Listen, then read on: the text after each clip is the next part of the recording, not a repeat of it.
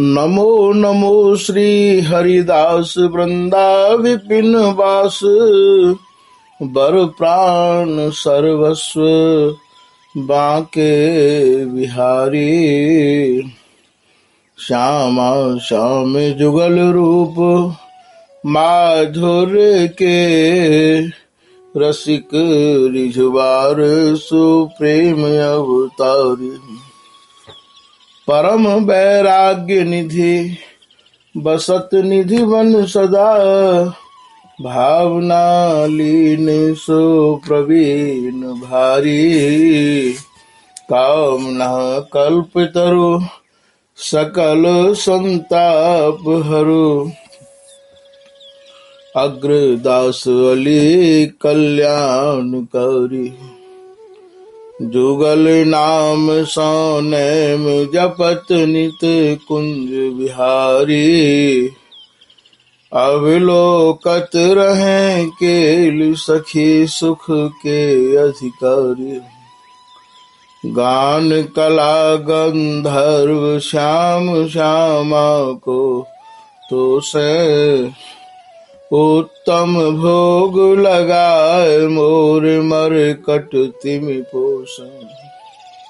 नृपति द्वार ठाड़े रहे दर्शन आशा जासु की। आसु धीर उद्योत करे रसिक छाप हरिदास की। प्रथम लड़ाऊं श्री हरिदास आसुधीर जी को। दूजे श्री विपुल बिहारी दास गाँव में। नागरी सरस नर हरि वल्लभ माधुरी। रसिक पीताम्बर चरण रूप चित ध्यान। ललित किशोरी गोरी मोहनी ललित भोरी। बार बार भगवत रसिक पद लाऊं मैं। यही बर मांगत है सखी निज राधिका। भर भर उमंग सब दिन ही लड़ाऊं मैं। स्वामी श्री हरिदास चरण बल मोको भारी। इनकी कृपा मनाए रटत रहो कुंज बिहारी। कुंज बिहारी गाय गाय कुंजन में डोलूं। सब दिन इन्हीं लड़ाए बैन कछु और न बोलूं। बसत रसिक जे विपिन में तीन मधि तुम सरनामी। मांगत सहचरी राधिका देहु जुगल रति स्वामी। जिन चरणन बल रहते जुगल गर्वीले भारी। जिन चरणन की कृपा स्वामिनी बस है बिहारी। जिनकी कृपा मनाए लाल मद कर आहारी। जिनकी आज्ञा मान लाल मद प्यामे प्यारी। ऐसे श्री हरिदास पद बार बार वंदन करूं। श्री ललिता यह वर देहु तुम जुगल रीत सोहि भरूं।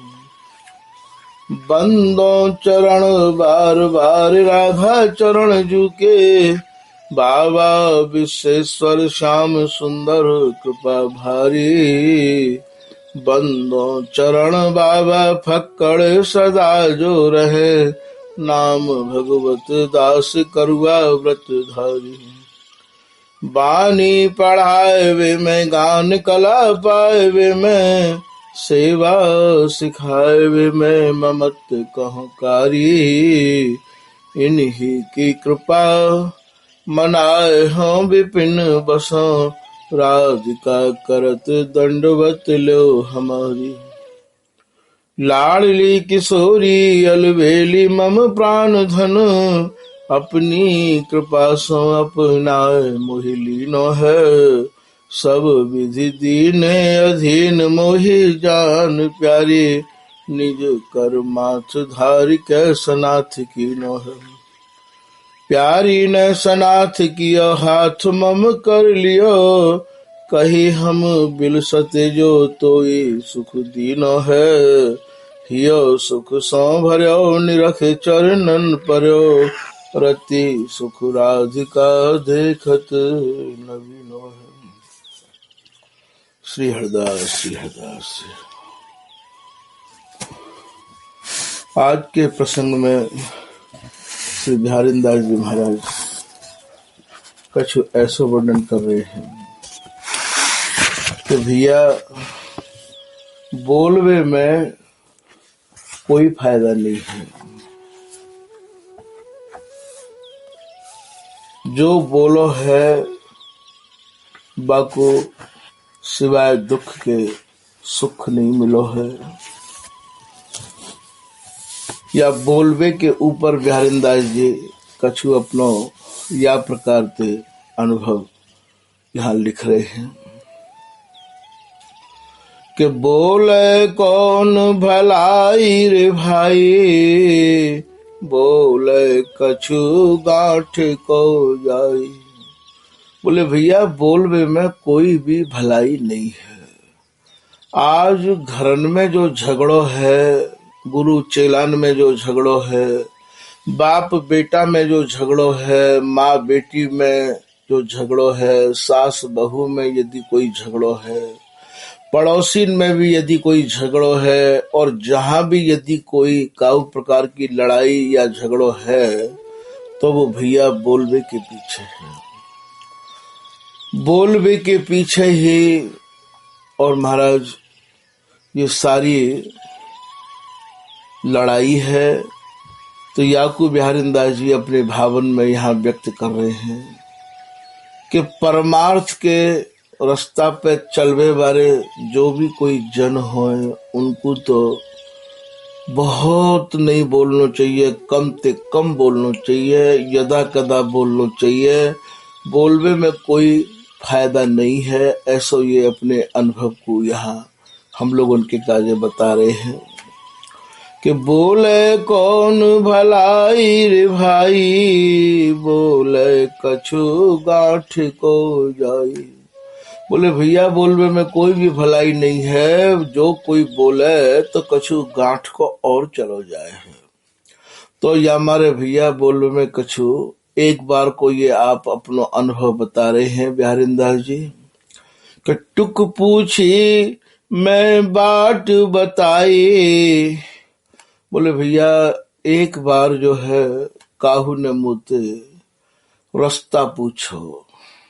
जैसे बिहारीदास जी मानो यहाँ कहूँ भिक्षा करवे जा रहे होंगे या कहूँ भी विचरण श्री धाम श्री बनकी लतान में विचरण कर रहे होंगे, ऐसा अनुमान लगाया जा रहे है।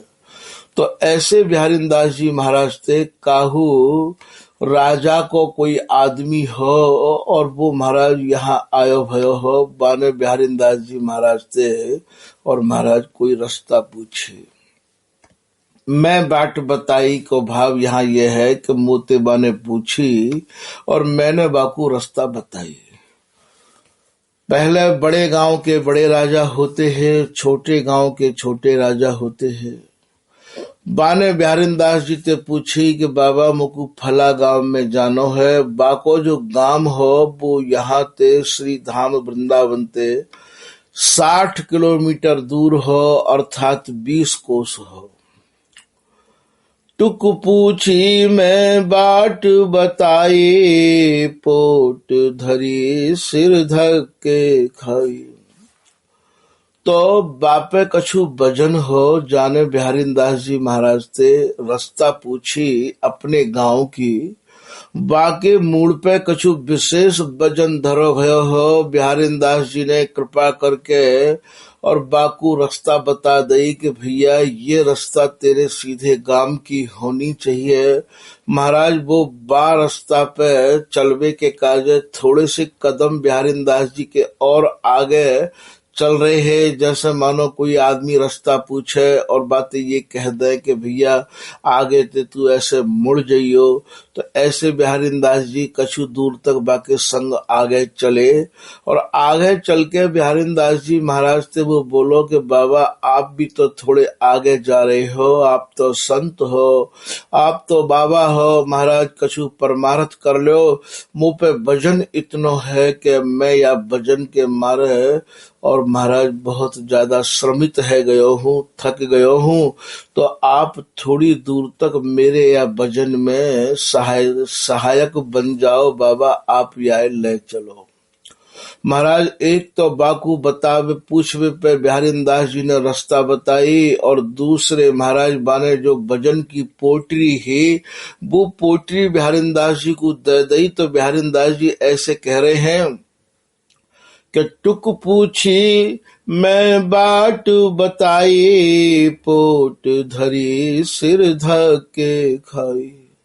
बोले भैया बाने वो भजन की पोटरी और मेरे ही सिर पे धर दी और महाराज मैं भजन लेके नहीं, थोड़ी दूर चलो। तो बोले बाबा आपको कौन सी जो है भैंस की सानी करनी है या आपको ऐसा कौन सा जरूरी काम करना है? भाई हम बहुत थक गए हैं बाबा, नेक आगे और चले चलो, नेक आगे और चले चलो। बिहारी दास जी कह रहे भैया मैं बाकी बातन में आए गयो और वो जो है मोकू आगे आगे कहतो भयो और बातन में लगातो भयो भैया। वो मोकू अपने गांव तक ले गयो, 20 कोस तक ले गयो, 60 किलोमीटर तक ले गयो। छूटन को कछ उक्ति बनाई, मैंने कछु युक्ति भी सोची कि भाई यहाँ पे कैसे फंद कटे, कैसे यहाँ पे मेरो पिंड छूटे। तो भैया बाने तो जो है बार बार बातन की या प्रकार की जो है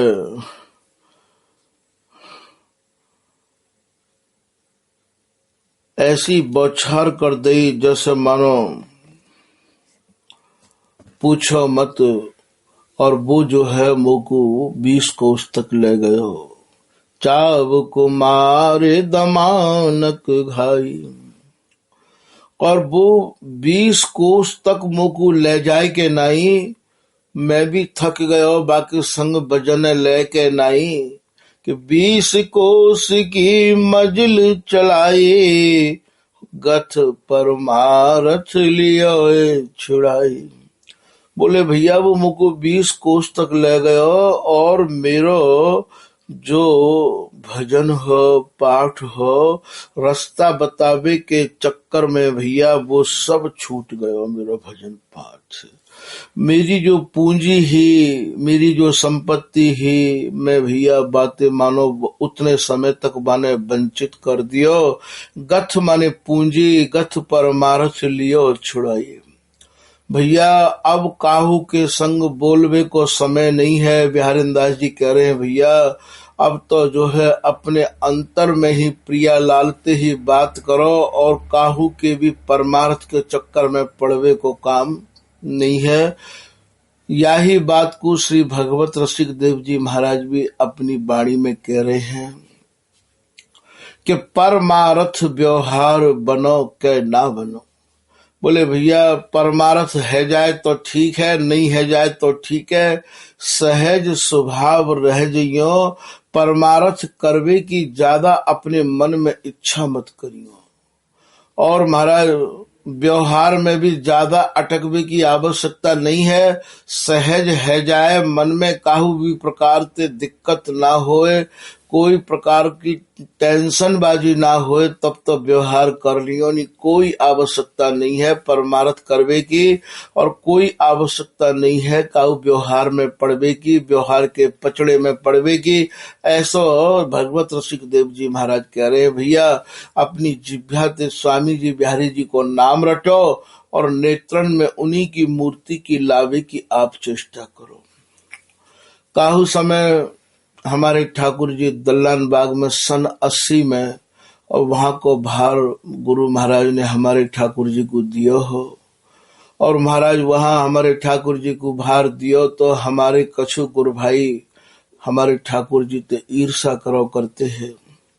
वहां में महाराज ये नारद कुंड पे रहवे बारे दीन बंधु दास जी ये कोई न कोई महाराज जी ते ऐसी उल्टी सीधी लगावे को मौको ढूंढ करते हैं। हमारे सहज स्वभाव जो कछु मन में आती कह देते। ऊपर वाली कुटिया में हमारे ठाकुर जी निवास किया करते। सर्दी को समय हो, माघ को महीना हो, और ये महाराज नीचे कोई संत आते कछु पूछते तो हमारे ठाकुर जी सहज स्वभाव बातें कह देते, कोई भी बात। और महाराज ये उन बातों को छत पे परे परे महाराज सब लिख ले करते हैं, और एक बात को अनेक रूप में बना बना के एक की चार लगा लगा के महाराज जी को पेश कर दो करते हैं। इनकी बातों को सुन के अर्थात हमारे बोलवे के पीछे और महाराज जी ने दल्लान बागते हमें निकासवे को बहाना ढूंढ लियो। तो हमारे ठाकुर जी के मन में आई कि भाई क्यों ना जो है गुरु महाराज से अलग है कि जीनो तो बहुत ज्यादा दुश्वार है, क्यों ना जो है आत्महत्या कर ली जाए। हमारे ठाकुर जी ने आत्महत्या करवे के काज और पूरी तैयारी कर ली है। वही समय महाराज जैसे ही हम लोग जमुना जी में प्राण त्याग वे को तैयार भये तो सामने से कोई एक अदृश्य संत आए और आए के जेठ भर ली कस के पकड़ लियो। बोले राधा प्रसाद जी इतना बहुमूल्य जीवन ऐसे झटकाते त्यागवे को नहीं है, अपने स्वरूप में आ जाओ। ये सब विपत्ति तो बहुत जीवन में अभी और आनी है, अपने को संभालो, ऐसा कह के वो अदृश्य है गए। लौट के अपने ठाकुर जी जब पुराने फाटक निधवन में आए, सामने वाली कुटिया में अपने ठाकुर जी को प्रवास हो तो वहां रिक्शा पर श्री जगन्नाथ प्रसाद भक्तमाली जी महाराज ज्ञान गुदरी वाले और महाराज सहज स्वभाव चले आए और आए के बोले कि राधा प्रसाद जी कहाँ हैं। बुजुर्ग और भक्तमाल के बहुत ही ज्यादा उच्च कोटि के आप संत है। हमारे ठाकुर जी कुटिया में भीतर बंद है। पंडित जी महाराज ने बुलवाया और बुलवाए के रिक्शा पर बैठाए के हमारे ठाकुर जी को ज्ञान गुदरी ले गए और ले जाए के उनने एक प्रसंग सुनाया हो। बा प्रसंग को हमारे ठाकुर जी आप लोग उनके सामने यहाँ निवेदित कर रहे हैं। मैंने उनसे ये कही महाराज जी मेरी कोई गलती तो है ना है, मैंने कोई ऐसी बात तो कही ना है। बोले आप बोले तो सब कछु तो बोलवे के पीछे ही है। फिर मैंने एक प्रसंग सुनायो। बोले भैया एक बचपन के संत है और महाराज वो एक नदी के किनारे निवास किया करते हैं। जो कछु सहज उन्हें प्राप्त है जातो वही ते वो अपनी जीविका को चलाया करते हैं। उनकी त्याग तपस्या और भजन की प्रतिष्ठा को देख के वहां के जो राजा है, वह गांव के जो राजा है, वो महाराज उन बचपन के संत जो है उनके शिष्य बन गए हैं और अपने गुरु महाराज के प्रति उनकी आस्था कम नहीं है, बहुत उनकी आस्था है। बचपन के संत मिलना अत्यंत ही कठिन है, क्योंकि पूरे जीवन भर वैराग्य को निभाना और एक रस जीवन को ले जाना बहुत ज्यादा ही कठिन है। ऐसे संत बचपन के और वो राजा ने गुरु बना लिए और उनके प्रति आस्था राजा रखते रहे। महाराज काफी लंबा समय व्यतीत है गयो, राजा के कोई संतान नहीं है। राजा ने संतान प्राप्ति के कार्य बहुत बहुत उपाय किए, बड़े बड़े साधु ब्राह्मण ऋषि दवाई जो कछु है सको संतान प्राप्ति के कार्य जाने जो बतायो वही उपाय राजा ने कियो, पर राजा के संतान नहीं भई। एक बार महाराज वे ही बचपन के महात्मा राजा जी के गुरु और सहज स्वभाव घूमते घामते अपनो कमंडल हाथ में लिए राजमहल के सामने से गुजर रहे हैं कि महाराज काऊ प्रहरी ने आय के महाराज से कही कि महाराज पूज्य गुरुदेव पधार रहे हैं। जैसे ही राजा ने देखो कि गुरुदेव पधार रहे हैं, अपने कानन से जब सुनी तो महाराज राजा भी अपने गुरु महाराज की अगवानी करवे के काज और दौड़ के महाराज मानो भाव हृदय में इतना धारण कियो माने वास में जल्दी में जितना है पायो और दौड़ के दरवाजे पे अगवानी करवे आयो। यदि गुरु काऊ के घर पहुंच जाए तो महाराज सब कामन को छोड़ के और हाथ में पुष्प लेके और महाराज हृदय में भाव रख के गुरु की अगवानी करवे के काज शिष्य को द्वार पे प्रतीक्षा करनी चाहिए भैया, तभी ही जाके कछु जीवन में प्रकाश है पावेगो। ऐसे गुरु महाराज की अगवानी करवे के काज आज राजा खड़े भये हैं। जैसे ही देखे गुरुदेव के दर्शन किए, हृदय गदगद है गयो, साष्टांग प्रणाम करी और महाराज चरणन में लिपट के और महाराज धीरे धीरे मानो अपने हृदय के पामड़े डाल के और बड़े भाव भरे और हृदय से राजा उन्हें अंदर ले गए गुरु महाराज को, और गुरु महाराज को अंदर ले जाके महाराज सिंहासन पे आसन बिछाए के और गुरु महाराज को पधरायो और पधरा के गुरु महाराज को और आरती उतारी, चरणोदक लियो और चरणोदक और आरती लेके और महाराज चरणन में बैठ के राजा भाव भरी दृष्टि ते निहार रहे है। जैसे ही गुरुजी ने बातें नेत्र मिलाए तो गुरुजी ने वह राजा ते कही कि और सब तक कुशल मंगल है। राजा ने निवेदन किया, गुरुदेव आप जैसे गुरु जी ने मिल जाएं उनको तो महाराज अमंगल कहाँ बिगाड़ सके हैं, आपकी कृपा से सब कुशल मंगल है गुरुदेव, बस एक ही बात को मुझको दुख है। बोले वो कौन सी एक बात है? बोले महाराज आपकी आज्ञा है तो मैं निवेदन आज कर दे रहे हूँ कि महाराज अब वृद्धापन आ रहे है और यह राजपाट को संभालने वालों महाराज कोई भी नहीं है, अर्थात मेरे कोई संतान नहीं है और मैंने बहुत उपाय भी कर लिए हैं और सब लोगों ने महाराज और वो मना कर दी कि तेरे तो 7 जन्म तक संतान नहीं है। हे गुरुदेव मैं इतना अभागो कि मेरे 7 जन्म तक संतान नहीं है, कहा मैं निपुतो ही मर जाऊंगा। महाराज ऐसी जब बात राजा ने निवेदन करी अपने गुरु महाराज से और वो बालकाली संत है, गुरुजी के मन में ऐसा भाव आ गयो और वो बोल पड़े गुरुजी। तो गुरुजी बोले कि भाई तेरे तो संतान 7 जन्म तक नहीं है, पर ठीक है अब मैं ही तेरी पत्नी के गर्भ में और महाराज पुत्र के रूप में आ रहे हूँ। महाराज बोलवे के पीछे राजी खुशी पूछवे के पीछे और उन्हीं गुरुजी को उन्हीं बालकाली संत को महाराज ये देह त्यागनी पड़ गई और देह त्याग के राजा की पत्नी के गर्भ में आपने और महाराज ये प्रवेश किया और प्रवेश करके समय पाए के राजा के पुत्र भयो और पुत्र हैवे में राजा इतने प्रसन्न भये कि उनकी प्रसन्नता की सीमा नहीं रही। मन मानो राजा ने दान किया और महाराज दान करते करते खूब नौबत नगाड़े बजवाए। समय आया महाराज ये पुत्र 3 साल को है गयो। ये कौन से पुत्र हैं आप या बात पे ध्यान दियो, ये वही गुरुदेव हैं बोलवे के कारण इन्हें शरीर त्यागनो पड़ो है और महाराज रानी के गर्भ ते इन्हें जन्म लेनो पड़ो है। वे गुरुदेव और महाराज अब की बार मौन है गए। बोले पहली बार बोलो तो मुँह को मरनो पड़ो और मर के फिर जन्म लेना पड़ो। अब की बार वे बालक रूप में राजा के घर जन्मे हैं और मौन है गए हैं। राजा ने देखो मेरो पुत्र मेरो बालक महाराज काहू भी प्रकार थे और उपाय ऐसा है जाते कि ये बोल जाए, तो वही समय महाराज बड़े बड़े उपाय किए पर राजा को जो पुत्र हो वो न बोल पायो और न बोलवे में राजा के दिनों दिन और महाराज ये दुख बढ़तो चलो गयो। अरे बोले परमात्मा पुत्र दियो इतने दिन के बाद में और वो भी महाराज गूंगो दियो, गूंगो पुत्र कहा राज और पाठ संभारेगो। महाराज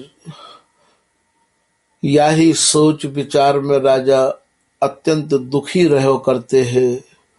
महाराज एक दिन ये राजकुमार गूंगे राजकुमार के नाम पे जाने गए।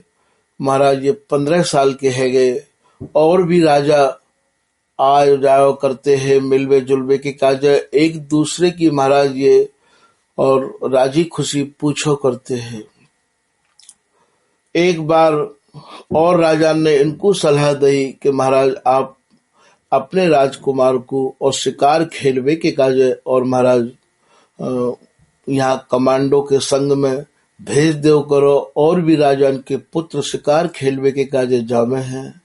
वही समय राजा ने कही कि ये गूंगो राजकुमार कहाँ शिकार खेलेगो भैया, ये बोल तो कुछ पावे नहीं है। बोले और लोग बोले महाराज गूंगो है या जैसो है तो राजा को ही पुत्र, आखिर भेज देव करो बाकू। तब महाराज राजान के दबाव में और आज पहली बार गूंगे राजकुमार और राजकुमारन के संग में कमांडो के संग में महाराज शिकार खेलवे के काज जंगल में जा रहे हैं।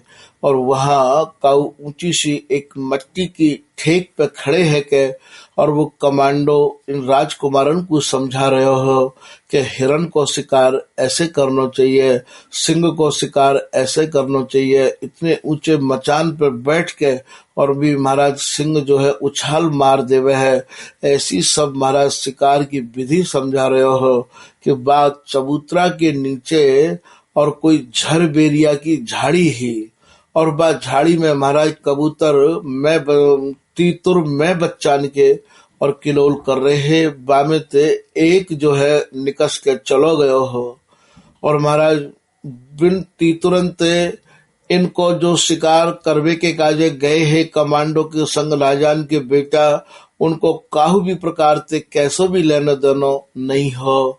और महाराज तीतुर को ऐसा स्वभाव है, वो जोड़ा के संग ही ज्यादा रहना पसंद करे है। और इनकी बातन ते वो इतनो घबराए गयो तीतुर के झट बोलतो भयो तीतुर, और महाराज उड़ के झाड़ीन में ते चलो गयो।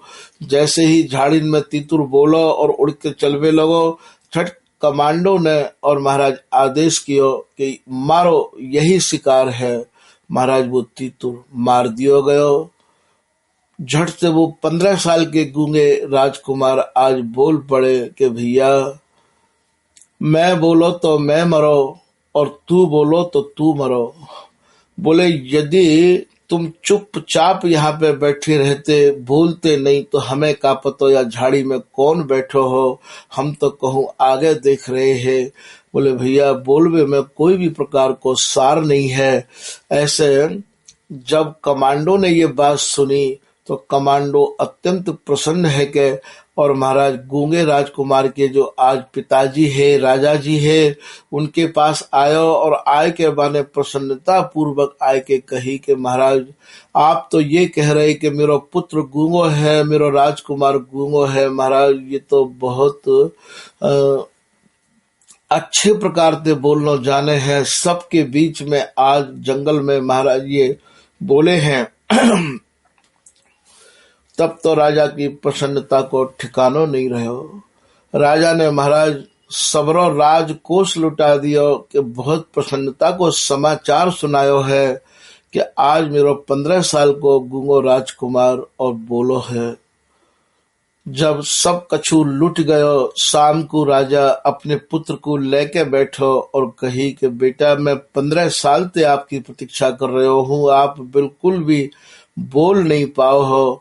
आज मैं आपको पिता आपसे ये पूछ रहे हूँ कि आप हीरान को हार लोगे या सोने को हार लोगे। मुझको तो आपके मन की कोई बात की जानकारी ही नहीं है पाई है, क्योंकि अभी तक आप मुझसे बोले नहीं हो।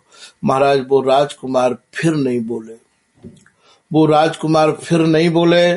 वही समय राजा को इतना क्रोध आयो, इतनी गुस्सा आई, राजा ने बा कमांडो को बुलवायो और कही कि तने मेरे संग मजाक करी है, तने मुझे मखौल करी है। महाराज आदेश दे दियो कि कल जो है इतने समय और या कमांडो को फांसी पे लटका दियो जाए। महाराज जैसे ही आदेश राजा के है गए कमांडो के काजे, तो फांसी पे लटका भी ते पहले कछु खावे की या काहू ते मिलवे की, ऐसे जल्लाद कहो करे हैं कि भाई काहू ते मिलनो है तो मिल लो, कछु खानो है तो खा लो। तो वह समय बातें कही तो बोले कि भाई मोते अब कौन मिलेगो। ऐसा वह कमांडो के मन में भाव आयो। वही समय ये गूंगे राजकुमार और महाराज जहाँ फांसी की व्यवस्था ही वही जगह पे पहुंच गए और जाए के बोले कि भैया मैं बोलो तो मैं मरो और तीतुर बोलो तो तीतुर मरो, और यदि जंगल की बात पिताजी ते आके आप नहीं बोलते तो आप भी नहीं मरते। बोलवे में भैया कोई भलाई नहीं है सिवाय नुकसान के। महाराज जल्लाद ने फांसी नहीं दी और वो जल्लाद आए के राजा ते बोले कि राजा जी आपको पुत्र तो गूंगो नहीं है, या पुत्र ने तो जाए के महाराज महापेवा को या प्रकार ते कही है। तुरंत राजा के मन में ऐसे भाव आए कि मैं ऐसे कौन कौन को फांसी दूंगा, आखिर बात कहा है मोते क्यों नहीं बोलो हो, औरंत सत्य बोलो हो, तो का ये सब लोग झूठ बोले हैं। राजा ने जैसे ही पुत्र के आगे ऐसे भाव रखे, भाव भरी दृष्टि रखी, तो महाराज वही समय और ये जो पुत्र है ये अपने स्वरूप में आ गए देह त्याग के। बोले कि राजा जी बोलवे के पीछे तो मोकू मर के पुनः जन्म लेना पड़ो, और बोलवे के पीछे तीतुर को प्राण चले गए हैं, और बोलवे के पीछे ही और महाराजा कमांडो के भी प्राण जा रहे हैं। बोलवे में कोई का भी प्रकार को फायदा नहीं है। तो यहाँ ये प्रसंग भक्तमाली जी ने हमारे ठाकुर जी को सुनायो कि जब जब जाकू समस्या भई है बोलवे के पीछे भई है। बोलनो बहुत बढ़िया बात नहीं है, यदि बोलो तो बस समय पर बोलो, उतना बोलो, सावधानी पूर्वक बोलो, क्योंकि बोलवे में सिवाय नुकसान के कोई फायदा नहीं है। तो यहाँ बिहारी दास जी भी अपना अनुभव बता रहे हैं कि 20 कोस की मंजिल चलाई, गथ परमारथ लियो छुड़ाई। बोले भैया बोलवे के पीछे मोकू बाकी संग 20 कोस चलना पड़ो, और गथ माने जो मेरी पूंजी ही परमार्थ की, भजन की, पूजा की, पाठ की, भैया वो पूंजी मेरी माने छुड़ा ले। द्वंद्व नगर माने न दुहाई।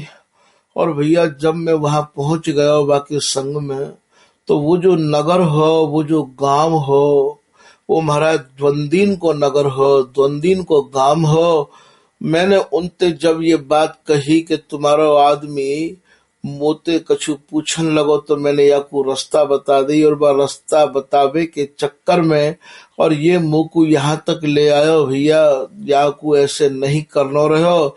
बोले भैया बिहारी दास जी कह रहे हैं कि वो नगर के जितने भी लोग हैं वो इन बातों में तो एक भी बात मानवे को तैयार नहीं भय। द्वंद्व नगर माने न दुहाई, बुरा मुगल अविवेक बढ़ाई। और भैया वो जो शासन करने वाला जो राजा हो वो मुगल हो अर्थात मुसलमान हो, इतनो अविवेकी हो, इतनो अविवेकी हो कि बुत जो है कहो तो मोते ही कछु कहवे के काजे तैयार है गयो उल्टो। बैठ भरी कछु दाद न पाई, अहं छूट हो ये गरीब गदाई। बोले भैया मेरो तो हर प्रकार ते बने रास्ता बतावे के पीछे नुकसान किया, और मैं तो अत्यंत दीनहीन गरीब बन के और बातें पिंड छुड़ाए के जैसे तैसे चलो माते। कियो श्याम संतोष सहाई, अहंकार जग बकी बौराई। बोले भैया मैं तो जैसे ही बिहारी जी महाराज की याद करी तो महाराज उन्हीं के नाम में मुझको संतोष लगो, और या के अलावा कोई भी प्रकार को कैसो भी बोले संसार के लोगन ते जुड़वे ते सिवाय नुकसान के फायदा नहीं है। श्री हरिदास बड़े सरनाई, वृंदावन जिन दियो दिखाई। बोले भैया मैं तो स्वामी जी महाराज की, और बोले कहाँ तक स्वामी जी महाराज की प्रशंसा करूं, मेरे स्वामी जी तो इतने बड़े, जो कोई स्वामी जी महाराज की शरण में आ जावे महाराज इतने बड़े शरणाई हैं, अर्थात स्वामी जी की इतनी बड़ी शरण है कि जैसे ही मैंने स्वामी जी को नाम याद किया तो महाराज स्वामी हरिदास जी ने तो महाराज वृंदावन और तुरंत मुंह पे कृपा करी और वृंदावन की छवि मेरी आंखन में और महाराज भर दई। ब्यारीदास सुख में सुख पाई, निर्भय भयो सुजस रस गाई। ब्यारिंदा जी कह रहे भैया यह अनुभव को करके मैं अब काहू भी प्रकार के परमार्थ के चक्कर में या मैं कोई मीटिंग में या कोई पंचायत में बिल्कुल भी नहीं जाऊं हूँ।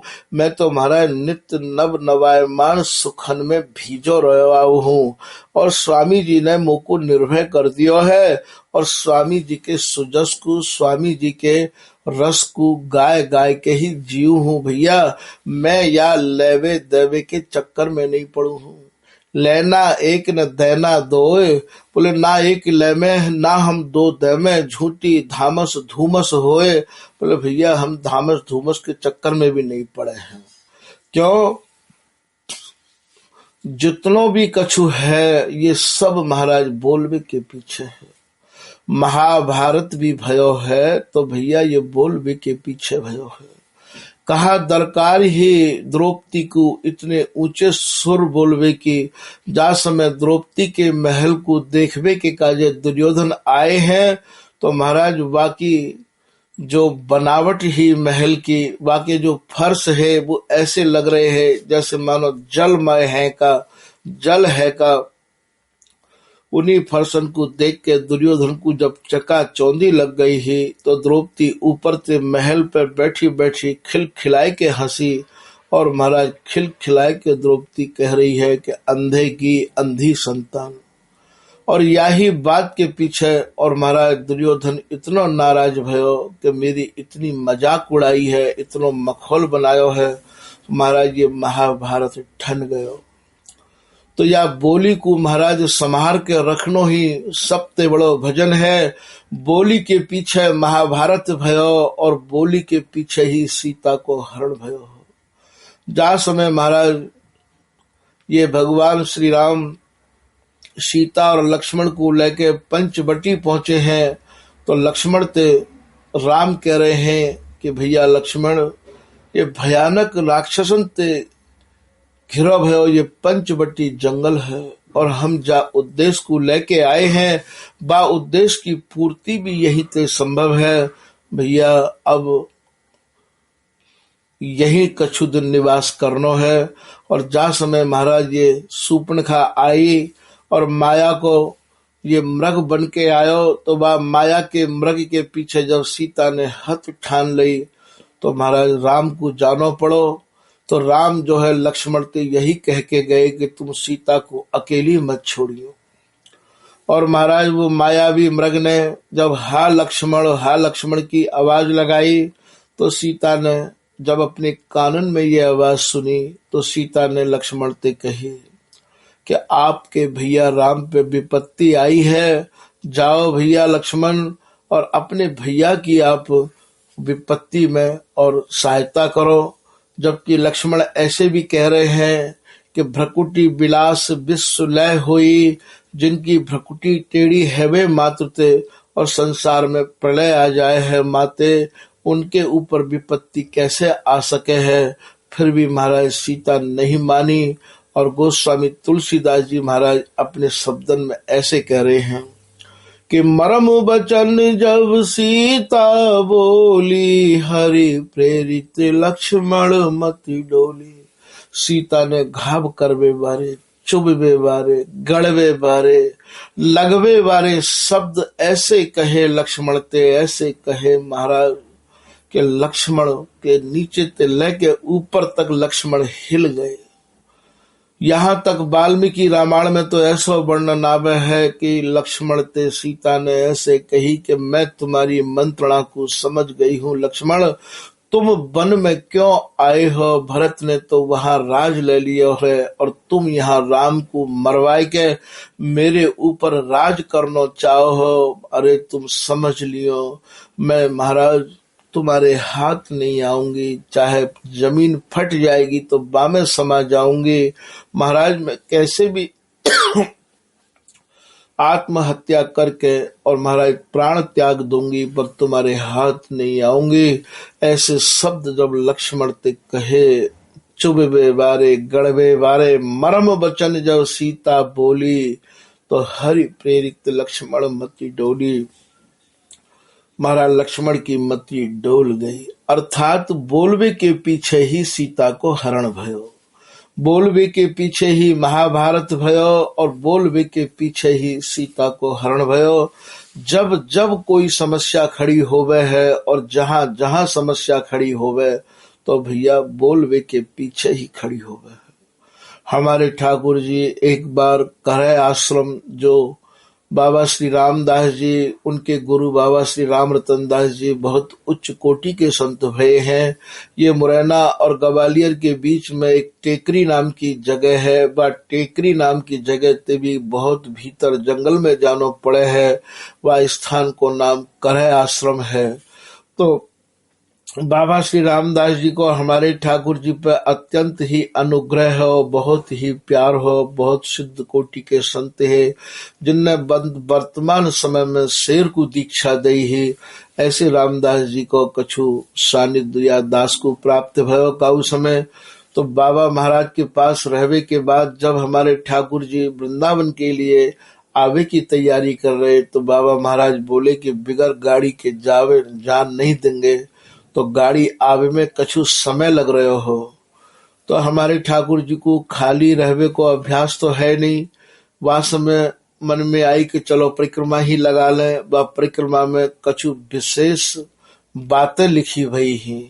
तो वहां एक बात ऐसी भी ही, दांत जीवते कह रहे हैं कि अरे तू सावधान रहिजो, यदि तू थोड़ी भी गलती करेगी तो हम 32 दांत तो को चबाए के खा जाएंगे, तू 32 के बीच में अकेली है।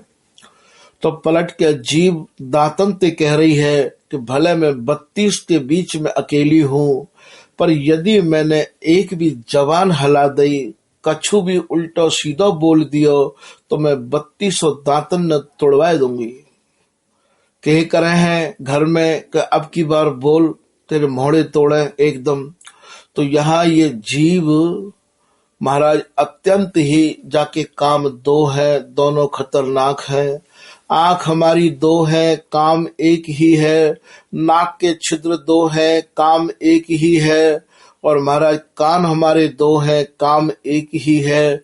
और ये जीव हमारी एक है भैया, काम दो है और दोनों ही काम खतरनाक हैं। स्वाद स्वाद में ज्यादा खा गए तो मरे, और बात बात में कछु गलत बोल गए तो मरे।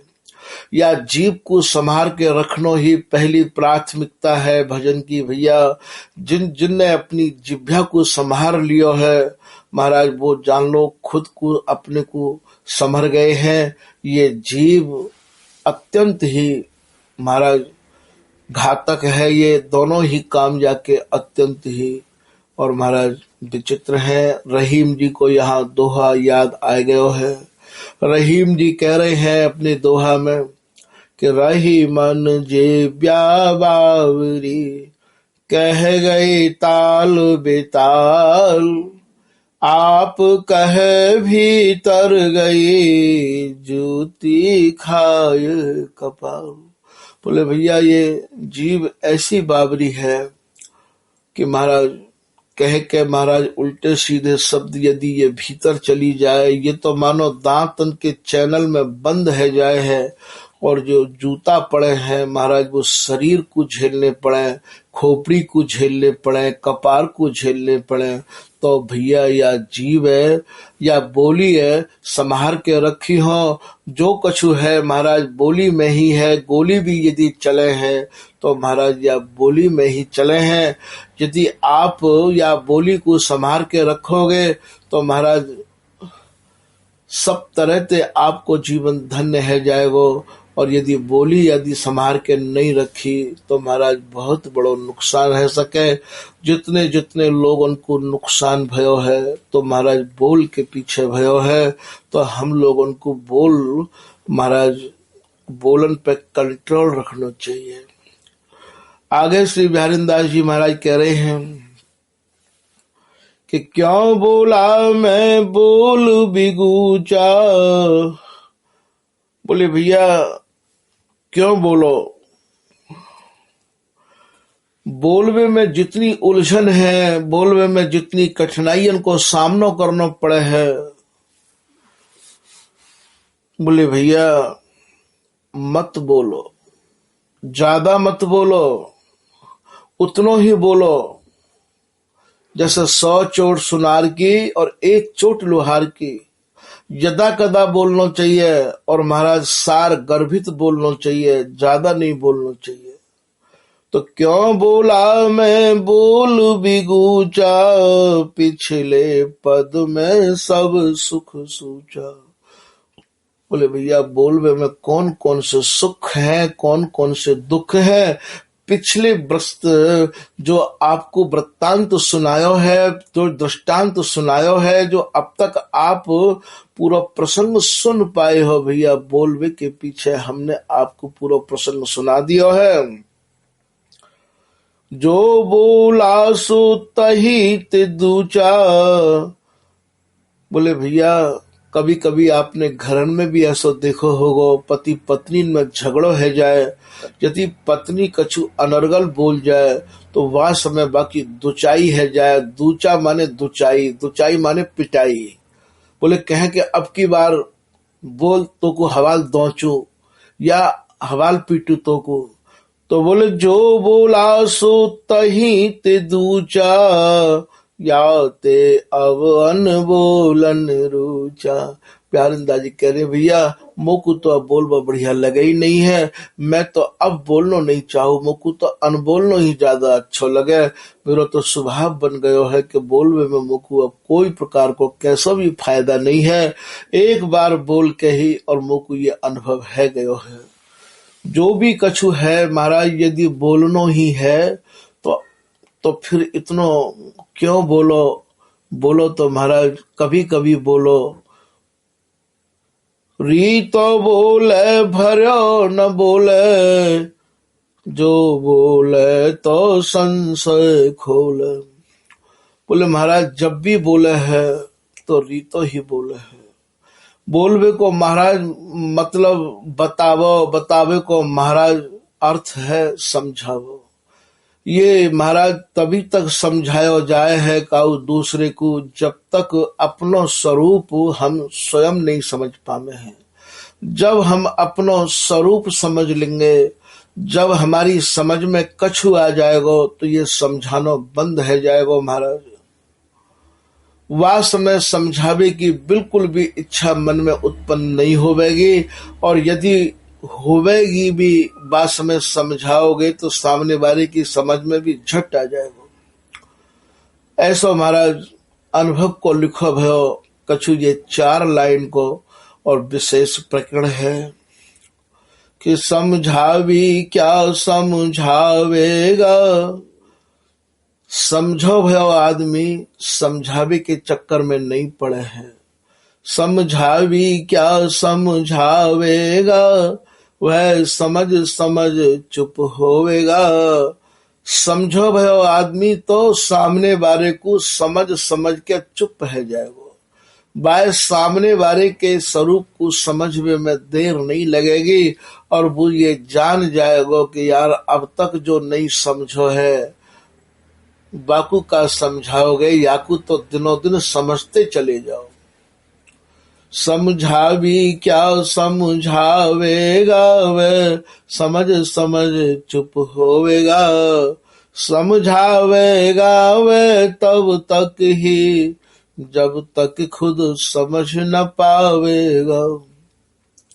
बोले भैया जब तक ही समझाया जाए है जब तक अपने भीतर ना समझी होवे है। जब तुम्हारे भीतर समझ आ जाएगी, जब तुम अपने स्वरूप को समझ लोगे, तो भैया तुम्हें सामने वाले को समझने में देरी ना लगेगी और फिर समझानो अपने आप ही बंद है जाएगा। समझावे को अर्थ यहाँ बोलवो है, कहीं तुम ये मत सोच लियो प्रसंग बोलवे के ऊपर ही चल रहे हो। समझा तो मन समझा लेगा, समझो भयो आदमी तो भैया अपने मन झट समझा लेगा। समझा तो मन समझा लेगा, वह मन ही मन सुख लेवेगा। सामने वाले को समझ के महाराज वो मन ही मन अत्यंत जो है सुखी रहेगा कि यार ये तो जैसो है वैसो ही रहेगा। श्री हरिदास कृपा विलो की राधिका दास कहो क्या बोलेगा।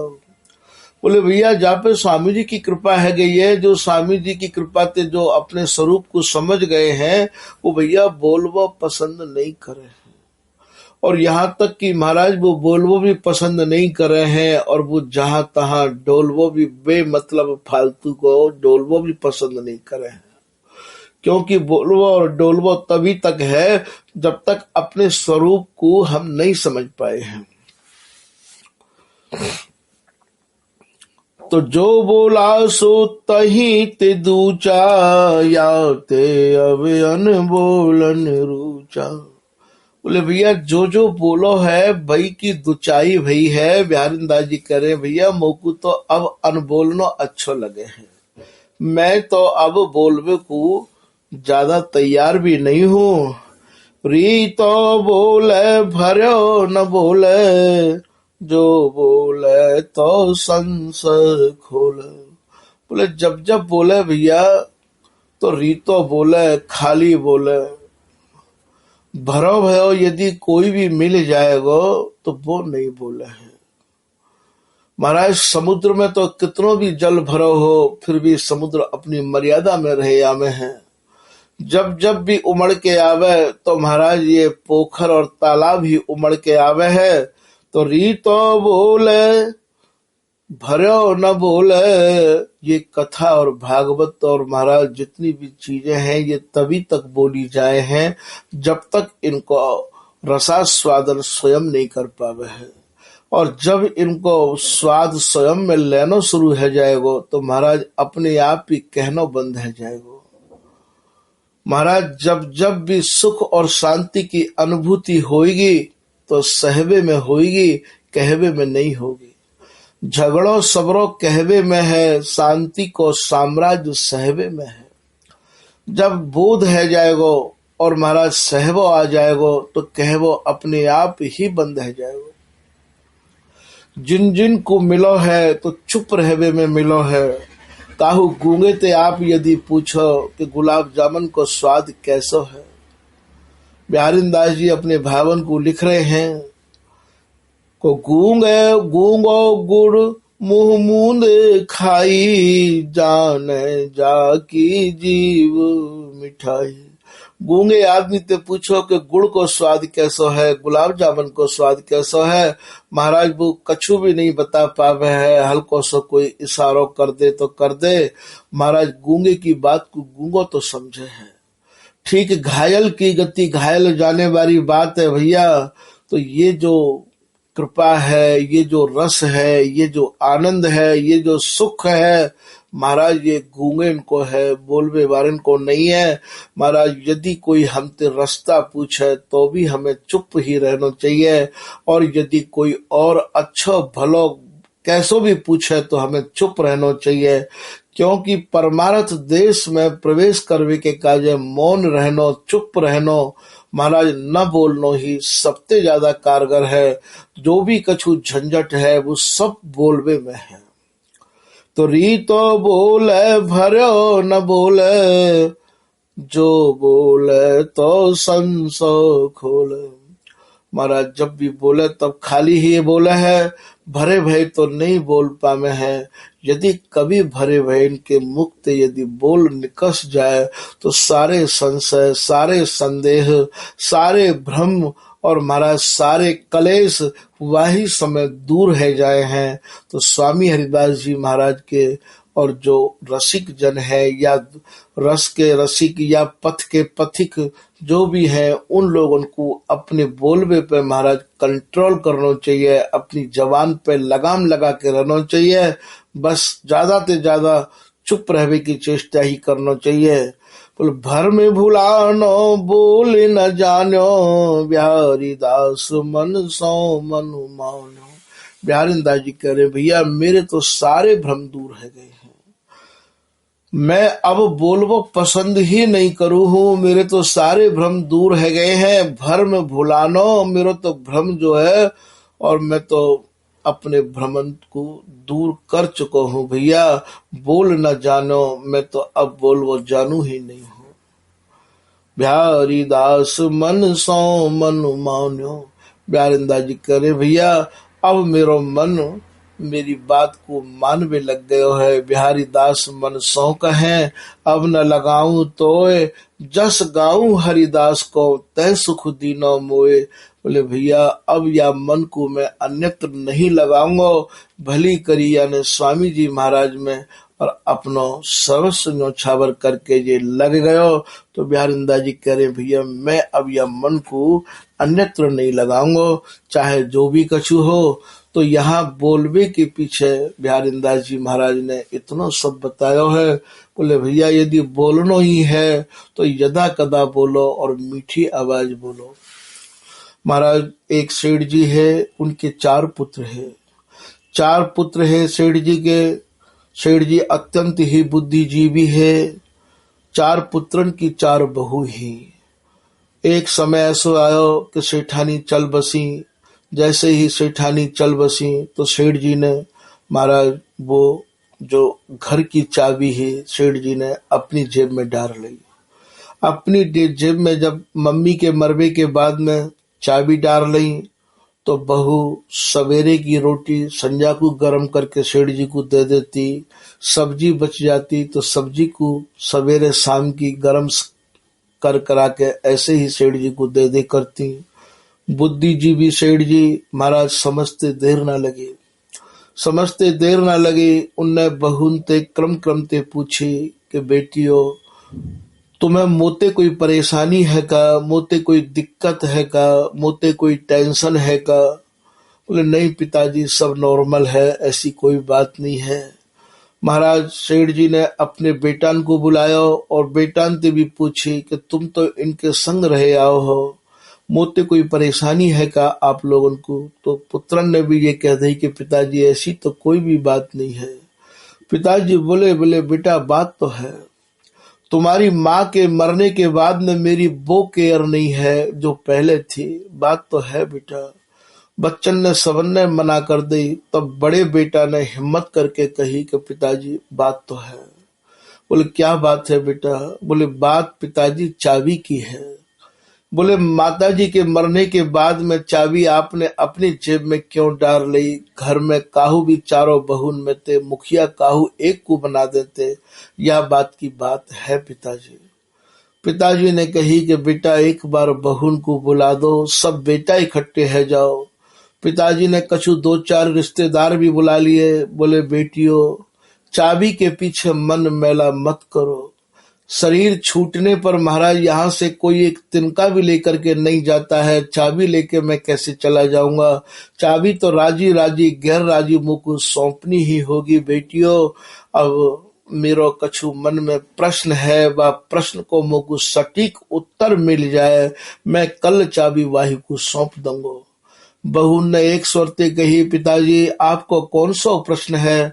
बोलो बेटी मेरो प्रश्न ये है कि सबसे दूर जाने वाली किसकी आवाज है। बहू ने कही पिताजी हमको सोचने के काज एक रात्रि को समय मिल जाए। बोले हाँ बेटी रात्रि का समय आपको दिया जाता है। आज महाराज 4 बहुएं अपने अपने कक्ष में अपने अपने कमरा में यही चिंता में है कि है सके चाबी हमें मिल जाएगी। महाराज क्रमानुसार भगवान की ऐसी कृपा कि महाराज सबसे बड़ी बहू के कान में रात के 3 बजे के दरमियान जब चारों तरफ से आवाज बिल्कुल सन्नाटो छा जाए है, साइलेंट है जावे है, महाराज गधा के रेंगवे की आवाज गई। आवाज बहुत तीखी ही। माने जब गधा की आवाज अपने कान में सुनी तो मन में ये निर्णय ले लियो कि पिताजी के प्रश्न को उत्तर मैं दूंगी और कहूंगी कि पिताजी सबसे दूर जावे वाली गधा की आवाज है। दूसरी बहू ने कुत्तान की रोबी की आवाज सुनी और मन में ये निर्णय ले लियो कि पिताजी मोते पूछेंगे तो मैं यही कहूंगी कि पिताजी सबसे दूर जावे वाली कुत्ता की आवाज है। और तीसरी बहू ने अपने कान में मुर्गा की आवाज सुनी, गामन में मुर्गा भी बोले हैं, तो माँ ने निर्णय ले लियो कि मोते पूछेंगे पिताजी तो मैं मुर्गा की आवाज कहूंगी। और चौथी जो ही वो महाराज हरि गुरु के आश्रय ही जीवन जियो करती ही। महाराज बाने मन में निर्णय लियो कि बा समय जैसी गुरु कृपा होवेगी, जैसी हरि कृपा होवेगी। आज महाराज चारों बहुएं आई हैं यहाँ सभा में और चारों बेटा भी आए हैं, कछु रिश्तेदार भी आए हैं। क्रम क्रम ते पिताजी ने नियमानुसार बड़ी बहू को खड़ो किया और कही कि बेटी मेरो प्रश्न यह है कि सबसे दूर जावे वाली कौन की आवाज है। तो वो बहू बोली कि पिताजी मेरी नजर में सबसे दूर जावे वाली गधा की आवाज है। पिताजी बोले बेटी आप बैठ जाओ। वो बैठ गई। फिर पिताजी ने दूसरी बहू से पूछी कि बेटी सबसे दूर जावे वाली कौन की आवाज है। तो वह ने कही पिताजी मेरी नजर में सबसे दूर जावे वाली कुत्ता की आवाज है। बोले बेटी आप भी बैठ जाओ। और तीसरी बहू को खड़ो करके पूछी कि बेटी सबसे दूर जावे वाली कौन की आवाज है। तो महाराज वो बहू बोली पिताजी सबसे दूर जावे वाली मेरी नजर में बोले मुर्गा की आवाज है। बोले बेटी तुम भी बैठ जाओ। और चौथी बहू को जब खड़ो कियो तो चौथी बहू ने सभा में जितने भी लोग हैं सबके महाराज चरण स्पर्श किए, सबको आशीर्वाद प्राप्त कियो। और महाराज फिर पिताजी ने पूछी कि बेटी सबसे दूर जावे वाली कौन की आवाज है। तो वो बहू बोली कि पिताजी मेरी नजर में तो सबसे दूर जावे वाली ये मीठी आवाज है। ये मीठी आवाज एक बार कोई के भी कान में पड़ जाए, वो चाहे विदेश रहे या स्वदेश रहे, वाकू महाराज सुनबे की बाकी प्रति इच्छा बनी रही आवे है। माइक की आवाज तो 2 किलोमीटर 4 किलोमीटर जा सके, महाराज ये तो संग जावे है, कानन में गूंजे है। पिताजी बोले बेटी ये लो चाबी। तो यदि बोलनो ही है तो महाराज संशय खोलवे को अर्थ यहाँ यह है कि सामने वाले के संशय दूर है जाए, बाकू हमारी वाणी अच्छी लगे, या बात को विशेष ध्यान दे।